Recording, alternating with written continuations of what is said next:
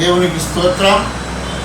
ప్రియమైనటువంటి దేవుని సంఘస్థులారా, దేవుని బిడ్డలారా, నూతన సంవత్సరంలో నూతనంగా మరి దేవుని యొక్క కృపను బట్టి, దేవుని యొక్క ప్రేమను బట్టి దేవుల్లో నడుస్తున్న మనందరికి కూడా, మీ అందరికి కూడా దేవుని పేట వందనాలు చెల్లిస్తున్నాం. ఎందుకంటే ఈ దినకాలాల్లో మానవుల్లో దేవుని భయం అనేది పోయింది. దేవుని భయం పోట కారణం ఏంటంటే, దేవుడు ఎక్కడున్నాడు అనేటటువంటి విషయాన్ని జ్ఞానయుక్తంగా తెలుసుకోకుండా మనం ఈ లోకం వైపు, మనుషుల వైపు, బుక్స్ వైపు చూసేటటువంటి వారిగా ఉంటున్నాం. కానీ దేవుని యొక్క వాక్యాన్ని పరిశీలించేటటువంటి వారిగా మనం నడవట్ల. ఎందుకంటే మరి యోహాను సువార్త 1వ అధ్యాయం 1వ వచనం చూసినట్లయితే, ఆది యందు వాక్యములను, వాక్యము దేవుని యొద్ద ఉండెను, వాక్యమే దేవుడు అయి ఉండదు.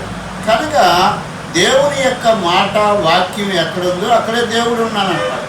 ఆ వాక్యం అనేది మనల్ని సరిచేసేటటువంటి వాక్యం, సరిదిద్దేటటువంటి వాక్యం, నెమ్మదినిచ్చేటటువంటి వాక్యం, ఆ దేవుడు మనలో ఉండి మనల్ని నడిపించేటటువంటిది.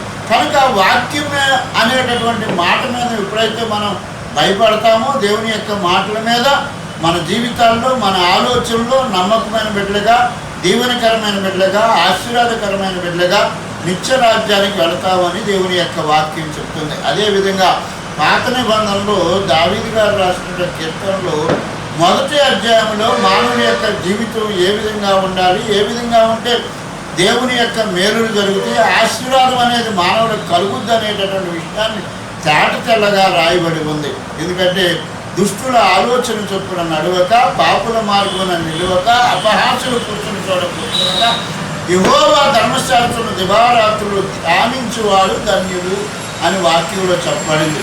నిజంగా దేవుని యొక్క వాక్యాన్ని ధ్యానించేటటువంటి వారిగా ఉన్నామా, మనం విడిచిపెట్టేటటువంటి వారిగా ఉన్నామా?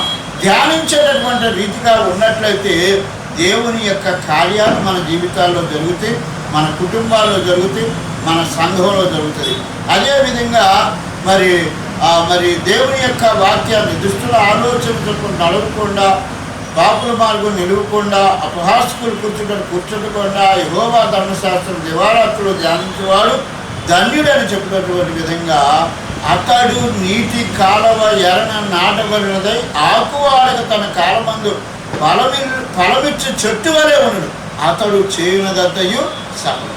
కానీ మనం ఎప్పుడైతే దేవుని యొక్క మాట వింటామో, దేవుని యొక్క వాక్యం వింటామో, దేవుని యొక్క వాక్యానుసారమైన జీవితాన్ని నడుపుకుంటామో, మనం చేసేటటువంటి ప్రతి పనిలో కూడా సఫలమిస్తాడు, నెమ్మదినిస్తాడు. అంతేకాకుండా నిత్యరాజ్యాన్ని ఇస్తాడు. అంతేకాకుండా మన జీవితాల్లో మేలు చేసి ఆ నిత్యత్వానికి వారసులుగా దేవుడు చేస్తాడని దేవుని యొక్క వాక్యం అనేది మనల్ని హెచ్చరిస్తుంది. ఆ వాక్యాన్ని బట్టి మన జీవితాన్ని నడిపించుకోవాలని దేవుని పేరిట హెచ్చరిస్తూ నేను ముగిస్తున్నాను.